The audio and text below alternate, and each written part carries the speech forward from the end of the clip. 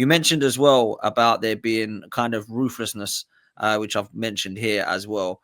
An intelligent player recruitment. I think that we have definitely done that this summer. I like the players in this 11. I think that Raya was definitely one that was an upgrade on Ramsdale. I think our back line is stacked. I do think our midfielders lacked balance in the past, so I hope they can get that right this season with Subamendi and Rice and Eza, etc. And then up top, we've now finally got Victor Gyökeres and 2 more attackers in Eza and Madueke. Is that what you mean by intelligent player recruitment? 100%. The main thing for me is we identify guys now like Christian Mosquera before they become 170, 60, 50 million pound players. And on top of that, what we've been able to do up until this point with without having to pay ridiculous money. David Raya didn't cost us ridiculous money. We got him for a loan, and then the next year we got him for quite cheap. To be fair, you look at Timber, solid transfer fee. Even the most recent transfers, Gyökeres, you could say that was a budget fee compared to what Sesko and all these Voltamedum and all these guys what they're going for. Our recruitment and our ruthlessness, getting rid of Ramsdale, getting rid of Aubameyang, getting rid of Guendouzi, getting rid of all these guys who the club just didn't deem fit anymore. It shows a level of ruthlessness that people have been asking for. And you know something? When we did become ruthless to fan favorites, people didn't like it. But they always called for it under Arsene Wenger. They said, forget about the sentimentality. Arteta did that one thing that a lot of people criticize Arsene Wenger for, and he got killed for it. But you know what? He did it for the best. The next season, when we got Jesus and Aubameyang and Lacazette were both gone, you seen the level up that we went. It was worth the wait. Although everyone's going Well, to say, will our board and owners be ruthless with our manager this season? That's what people will ask because they've been ruthless with the team. So are we going to be ruthless if we don't start winning? That's what I need to know. Question mark. Let me quickly just let me answer. I believe Arteta, even if he doesn't win the League or Champions League, there's gonna be some sort of ramifications. It's not a thing where it's like I don't think they're not gonna. I don't think there will be. I don't think they're gonna necessarily sack him, but there's gonna maybe strip some power away from him. But I think as long as he gets Champions League, I don't think they'll care. Hey, I mean, I hope I'm wrong, but they have come out and said that this time is time to deliver. Now you got to win trophies, apparently. And Andrea Berta has been appointed because he's ruthless. Arteta has the most pressure out of every individual in the Premier League. There's no Premier League individual that has more pressure than him. Not one. Would you understand people wanting him to be sacked if he didn't win anything, Agar? No, I think it's stupid to talk about sacking right now. No, but if he doesn't win anything, would you think it was out of order if people wanted him to be? Bro, I think there's more likelihood of us doing a double than him not winning anything this year. Okay, but if I say again, if he doesn't win anything, do you think it's out of order for fans to want him gone? I don't want to talk about ifs, buts, and maybes that I don't believe are going to happen. You can't say it. You can't say it. Okay, I've said it so many times, Dan. You've been on my channel. I've been on your channel, and I've said it so many times. Why do I have to constantly repeat myself? I just think it's redundant speaking about it right now when we're top of the table. Okay. I've said it so many times. I just feel like it devalues everything that I've said over this whole stream. If I just sit here and say, yeah, let's sack him at the end of the season, what's the point of talking about us that's winning? Fine. That's fine. What's the point of us talking about all the possible? What's the point of us talking about all the possible good things that could happen if we're just going to say, yeah, you know what? Well, forget about all that. Forget about the next 5 years. Let's just get rid of the guy who's got us to this point. Well, I thought I'd ask the question again. You didn't want to talk about it. It's fine. Tactical evolution, flexibility, something that I've questioned, something that I've been worried about. Mikel Arteta has had a different style of play pretty much every single season. And we saw the start of this season. We saw him try to put the handbrake on. Now he's taking it off a little. He's been set piece FC. He's been attacking free-flowing football. He's been resolute. He's been free at the back, lump it long to Aubameyang. I've seen everything from Mikel Arteta. What does he need to do to dominate and to win trophies for you? Number one, I feel like this is one of the major things he gets criticized for.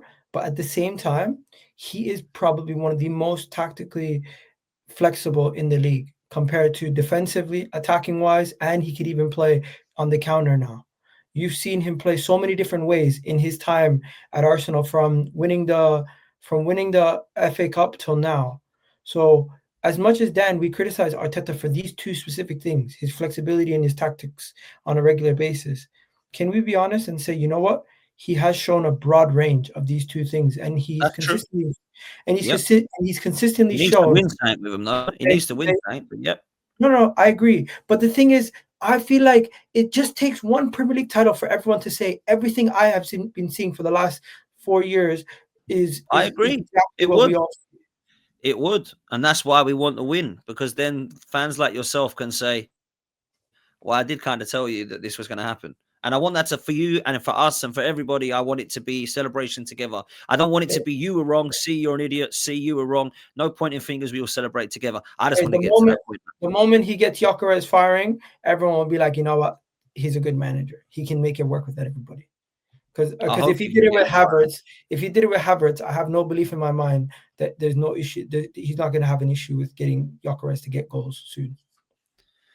Well, look, that's going to be interesting to see. I want Gyökeres to do well. Finances has been an issue I've always spoken to you about, and I've said that we've spent a lot of money and we've spent more money than X, Y, Z. I think we've got to get better at actually selling players. Not that I want our players to be sold, but if we do actually have players that we need to sell, I think they need to improve. What's your thoughts on this, bro? We're not a selling club because No. we are not a team that sell our best players. And right now, I seen somebody Stricto talk about it. If somebody offered you 200 million for Saka, would you sell him? Would you? I don't want Saka leaving, no. I think he's one of the best in his position. It doesn't make sense to sell one of your academy boys for any price. If Mascara was being asked to be sold for 50 to 100 million, then maybe. But realistically, one of Saliba and Gabriel get asked to be sold, we'll maybe have to think about it down the line. But right now, keep this team together at least for another year. And I believe that financial issue that we are going to have is when you win, you will make money. How will that money be reinvested? That's what I'm wondering. Will you continue to sustain the success by reinvesting it? This is where I'm talking about this. When you have this kind of money that we had this past season in the Champions League, or if you win the league, are you going to continuously show investment by rebuilding the stadium, by getting us more squad depth at the highest level? Like, say next year we sell Martinelli or we sell Trossard and we bring in two left wingers in Yildiz and somebody else. That's what I'm talking about. Like bring in the top quality when you need a position. We're no longer just gonna go for bringing in a left winger, any left winger, or any midfielder or any defender. We should show sustain. In order for us to sustain success, we have to show a level of consistency on and off the pitch with the quality of investment that we make. And I think people don't like talking about finances, but when we talk about transfers and we talk about everything else, finance is a big part. And Arsenal, we've done a decent job. Guess what the next step is? Take away some of the concerts in NFL from Tottenham.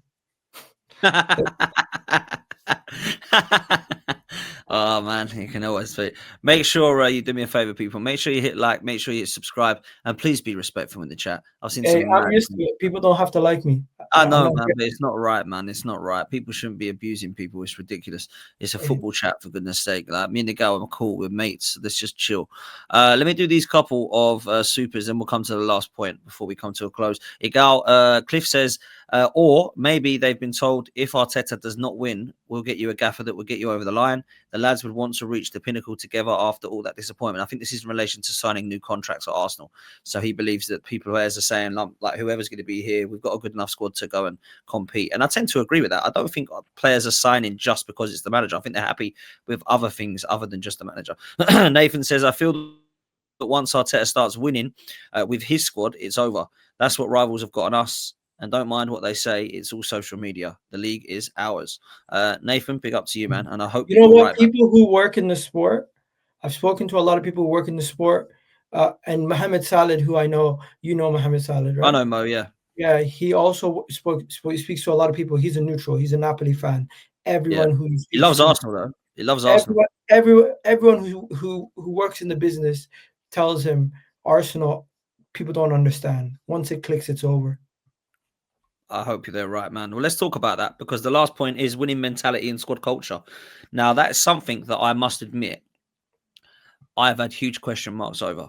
mentality of this squad and the manager.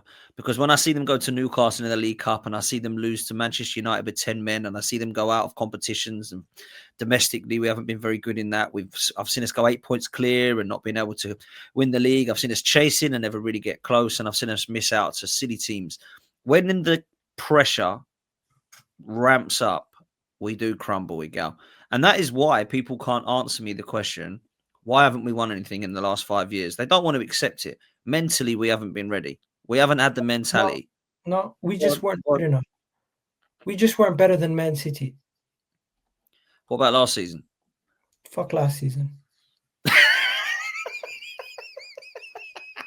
Why are you laughing? Because what else is that? No, because last season had nothing to do with Liverpool being better than us. It just both Arsenal and Man City just collapsed. Injuries, multiple things happen. Okay, so if I was to ask you the question, why have we not won a trophy in the last 5 years? What would your answer be? Unfortunately, I'm gonna have to go, so I don't know. Honestly, I'm being serious. I do have to go. But when it comes to not winning a trophy, I I honestly just feel like we put our eggs in the basket of trying to win the league title, and it then maybe dampened our ability to rotate because we didn't have the squad depth. That's the honest truth. We didn't have the squad depth to compete on all fronts. As much as I thought we did, we never really had the squad depth. Now we finally know what squad depth's like. Odegaard's out injured. Nobody's really bothered. We still expect the team to do well.